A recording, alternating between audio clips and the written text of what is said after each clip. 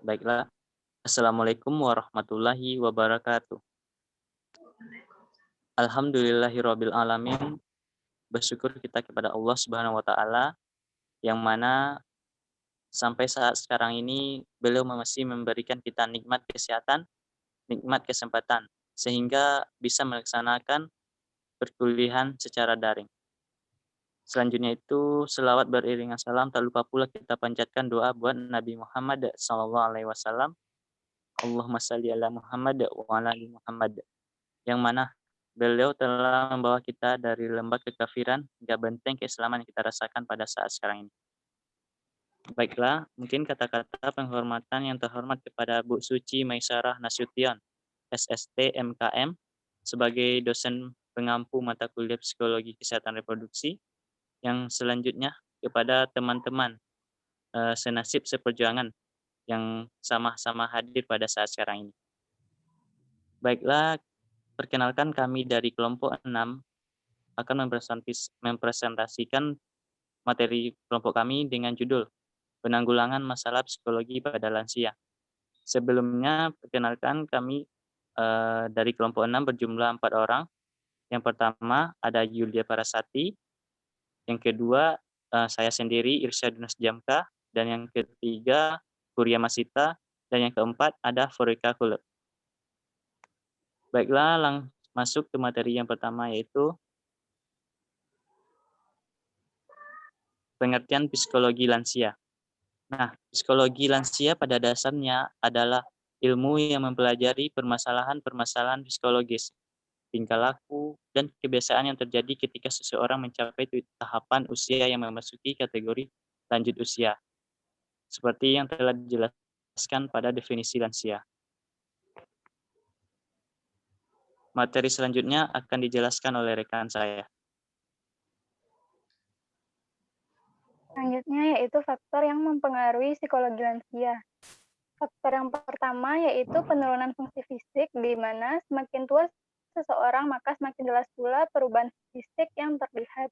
Misalnya energi yang berkurang, kulit semakin keriput, gigi yang mulai rontok, ataupun tulang yang semakin rapuh. Faktor yang kedua yaitu penurunan fungsi seksualitas. Di antaranya rasa malu jika mempertahankan kehidupan seksual pada masa senja, kelelahan atau rasa bosan dikarenakan kurangnya variasi dalam kehidupannya, pasangan hidup telah meninggal, dan disfungsi seksual karena perubahan hormon atau masalah kesehatan jiwa. Faktor yang ketiga yaitu perubahan aspek psikososial. Pemicu perubahan aspek psikososial pada lansia adalah menurunnya fungsi kognitif dan psikomotor. Dan faktor yang keempat yaitu perubahan peran sosial di masyarakat. Dengan semakin lanjut usia, biasanya lansia akan melepaskan diri dari kehidupan sosialnya, dikarenakan segala keterbatasan yang ia miliki.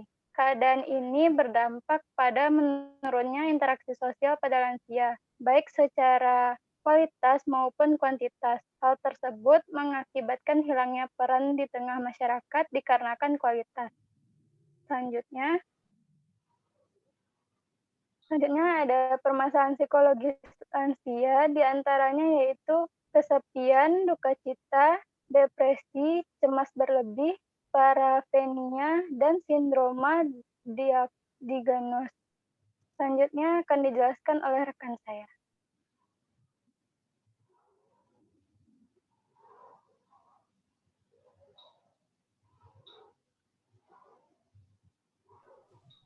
Baiklah, selanjutnya mengenai penanggulangan masalah psikologi lansia. Yang A itu pemeriksaan kesehatan. Jadi tujuan pemeriksaan kesehatan itu dilakukannya pemeriksaan kesehatan adalah untuk mengetahui kondisi kesehatan lansia dan seberapa besar kondisi kesehatan fisik mempengaruhi kondisi psikologis lansia. Pemeriksaan kesehatan ini meliputi pemeriksaan tensi, gula darah, kolesterol, dan asam urat. Pemeriksaan ini dilakukan oleh pengurus posyandu lansia yang dipandu dengan tim pengabdian masyarakat. Lalu yang kedua ada pemberian konseling. Langkah-langkah dalam memberikan konseling itu yang pertama adalah menjalin raport dengan lansia dan keluarganya. Lalu ada konseling tahap pertama. pada konseling tahap pertama ini, konselor menggali permasalahan-permasalahan umum seputar keluarga, masa lalu lansia, dan perasaan-perasaan yang dimiliki lansia saat ini.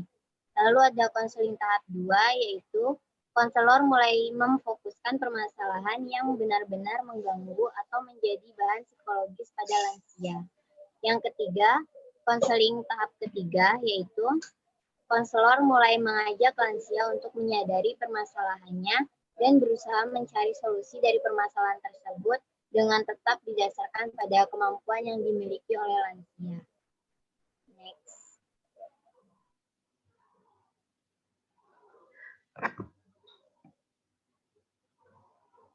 Baiklah, selanjutnya ada pemberian psikoterapi. Psikoterapis memakai suatu batasan teknik-teknik yang berdasarkan pengalamannya membangun hubungan, perubahan dialog, komunikasi, dan perilaku dirancang untuk memperbaiki kesehatan mental pasien atau klien atau memperbaiki hubungan kelompok, seperti dalam keluarga.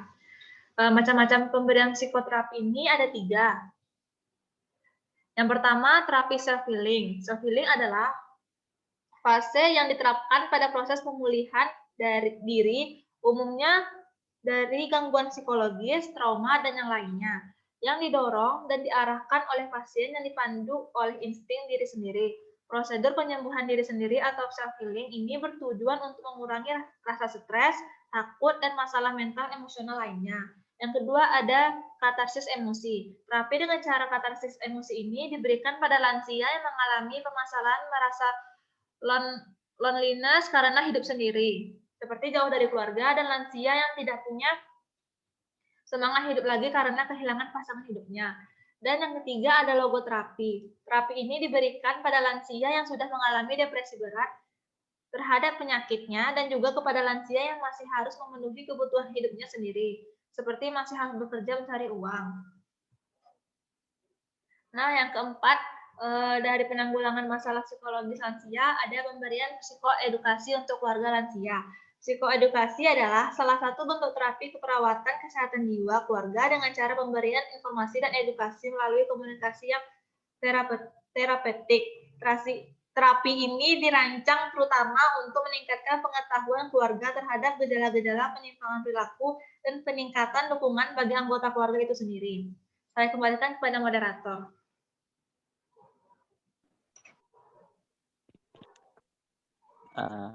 Demikianlah presentasi dari kelompok kami.